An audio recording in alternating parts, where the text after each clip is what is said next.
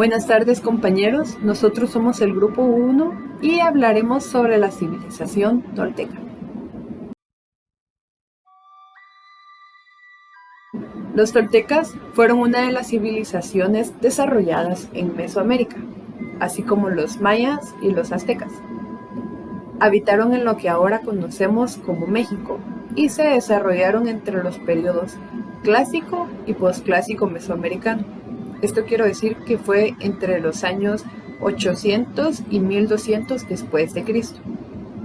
A lo largo de la historia se ha buscado definir la palabra tolteca, generando diversas hipótesis sobre lo que ésta significa. Una de las posibilidades es que en náhuatl, tolteca significa maestros constructores. Esto debido a que ellos se caracterizaban por sus grandes arquitecturas. Otra opinión es que se les llamaban toltecas a los habitantes de Tula. Y la última hipótesis es que se le llamaban toltecas a las personas que tenían habilidades para las artes y para los oficios. Inicialmente los toltecas fueron un pueblo nómada que durante casi 104 años estuvieron emigrando y en el siglo IX después de Cristo migraron desde los desiertos del norte hasta Culhuacán en el Valle de México. Fue aquí donde establecieron la ciudad Toyán o Tula, en Hidalgo, la cual esta significa lugar de juncos. Esta ciudad se extendió en un área de 14 kilómetros cuadrados y adquirió una población aproximada de 40,000 habitantes. Tula duró 384 años y durante este tiempo tuvo 8 gobernantes. El apogeo de Tula fue entre los años 900 y 1200 después de Cristo, y se han realizado estudios en donde se comprueba que tuvieron una notoria influencia en los mayas. ¿Qué tal compañeros? Yo soy Miguel y en esta ocasión pues voy a hablarles sobre el sistema de gobierno de los toltecas. Pues el gobierno de los toltecas era un gobierno monárquico y militarista. Consultar con sus dioses jugaba un papel importante y fundamental en la toma de decisiones, pues como también el papel o poder político estaba en manos de los guerreros toltecas. Quiero mencionarles dos características del gobierno de los toltecas. Ellos se caracterizaban por ser una civilización nómada. En ese entonces, pues el líder de la ciudad de turno era llamado caballero encargado del gobierno de la ciudad. Y cabe mencionar que se tienen registrado 7 índoles, las cuales voy a hacerles mención, y es el Zacatl, Chalcatzin, Ecatzin, Ecbatzin, Tzihuacuatl, Metzotzin y Tlapalmetzotzin. También quiero hacerles mención parte de la monarquía de los toltecas. Pues esta monarquía tuvo lugar cuando esta civilización se estableció en la ciudad de Xicocotitlán al término de la era nómada. Se tiene registrado 8 monarcas entre los años de 667 y 1052 después de Cristo. También cabe mencionar que estos nombres no todos quedaron registrados.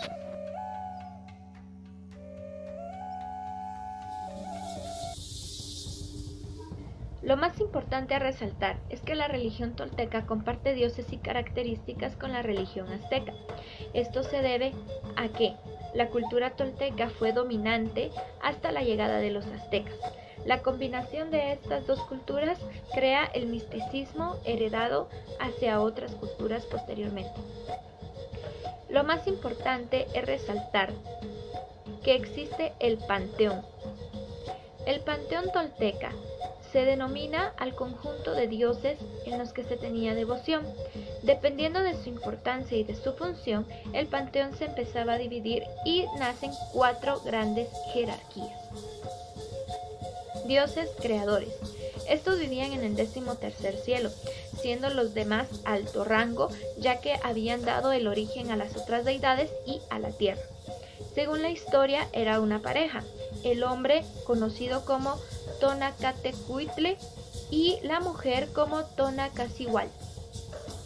El segundo, los Tezcatlipoques, eran los hijos de los 2 primeros dioses. Eran 4 y representaban los puntos cardinales. Cada uno se distinguía por un color en específico: rojo, negro, blanco y azul.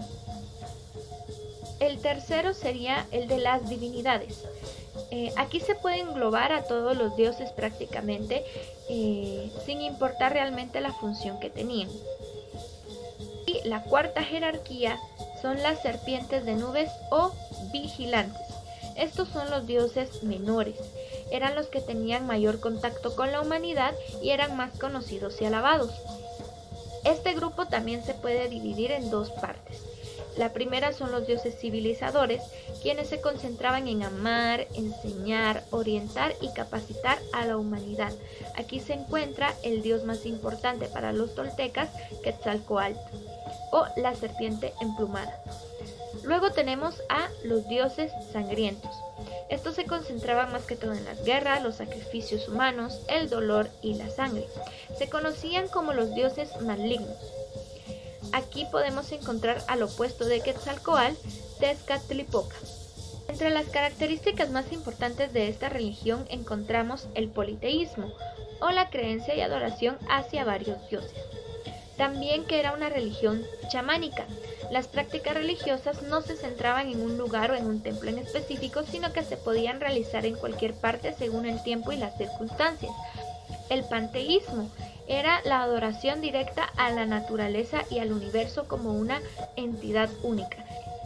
El dualismo, este es el antagonismo entre los dioses. Siempre había una batalla entre el bien y el mal, entre la oscuridad y la luz. Este es el caso, por ejemplo, de Quetzalcóatl y Tezcatlipoca. Esoterismo. Los secretos entre sus prácticas religiosas se debían a la naturaleza divina de los conceptos. Lo que no se podía explicar se prefería mantener en un misticismo. Los dioses más importantes fueron Quetzalcóatl, también conocido como la serpiente emplumada, encargado de la fertilidad y de la creatividad. Es considerado como el señor de la luz. Después tenemos a su contraparte, Tezcatlipoca, el cual su nombre en náhuatl significa espejo negro humeante. Esto pues lo llevó a que se relacionara con los espejos de jade que se utilizaban en la adivinación y el misticismo. Es considerado el señor del cielo y de la tierra, fuente de vida, el origen del poder y la felicidad, también el dueño de las batallas, considerándolo fuerte e invisible. Se relaciona con la noche y la oscuridad y mantiene una riña en Quetzalcóatl, llegando el punto en que lo logra exiliar. Costumbres y tradiciones de los toltecas. La música como una costumbre de los toltecas.